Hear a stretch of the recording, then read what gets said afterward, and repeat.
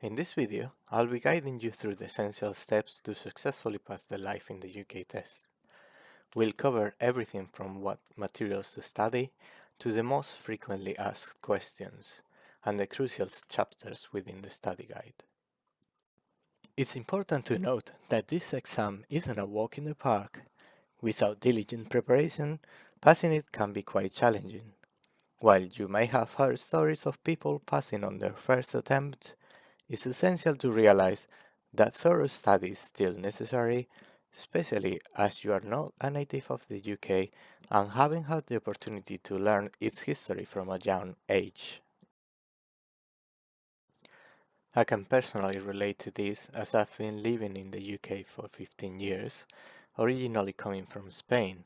Despite my years of residence, there were numerous aspects about this country that I didn't know, requiring dedicated study and memorization to achieve a successful outcome on the Life in the UK test.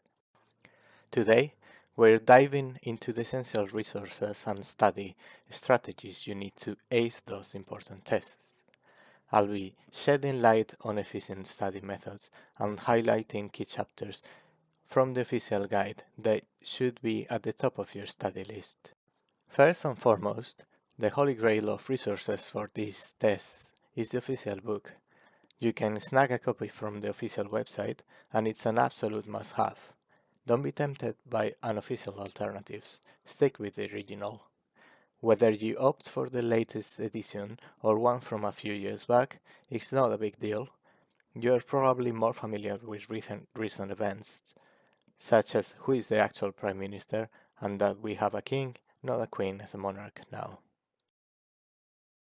In addition to the official book, I strongly recommend getting two more companions on your study journey.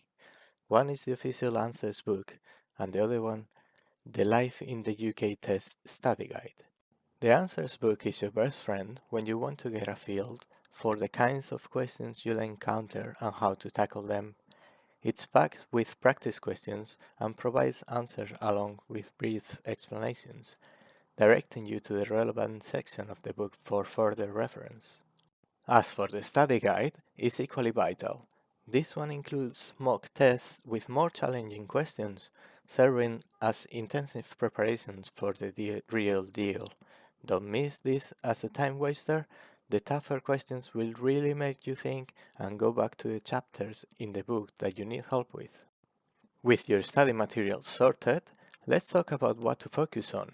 From personal experience, I've found that the chapters on a modern, thriving society and the UK government, the law, and your role are key. Knowing contemporary UK history is great, but understanding your role in the community and staying clear of serious crimes is crucial. If dates and name aren't your strong suit, start with these two chapters. You will need to know dates and names. Try and memorize these important dates. The Romans were in Britain for about 400 years. The medieval period is the time between 1066 and 1485. The people that created the English language were the Anglo-Saxons, and who were the Normans and where they came from, etc. It's also important to know the names of the most important monarchs: Henry VIII, Elizabeth I, Oliver Cromwell, and what happened after Queen Anne died, and who the first Prime Minister was, and probably the most important of all, Queen Victoria. While you don't need to memorize every date, having a general idea of when key events occurred is vital. For example, understanding that the Enlightenment era happened in the 18th century is useful. Names are another area to tackle. Write them down multiple times, especially those of sports personalities, British actors and actresses, authors, Nobel Prize winners, painters. Poets aren't typically a hot topic in the questions, so don't sweat them too much. Composers are not very important. I have seen a few questions about them, but you don't need to memorize them all. But do know that what the prom is? That's a question that pops up regularly. When it comes to theatre, familiarize yourself with the West End and a handful of comic opera names. Make sure you are also well versed in the national flowers, patrons, national days, and the UK flag, including which flags compose it.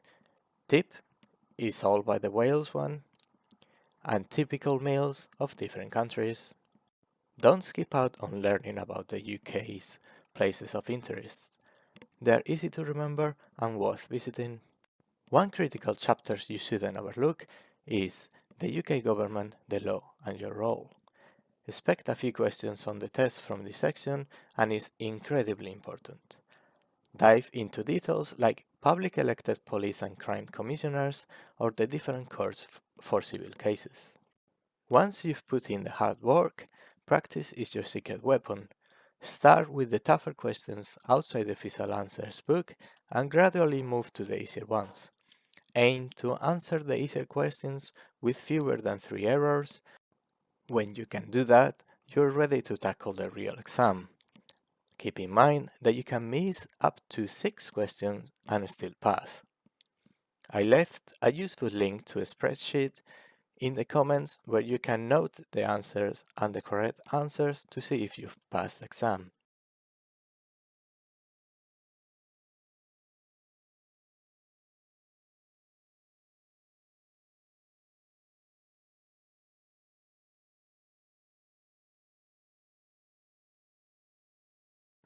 So, with these tips and resources in your arsenal, you'll be well prepared to conquer those tests.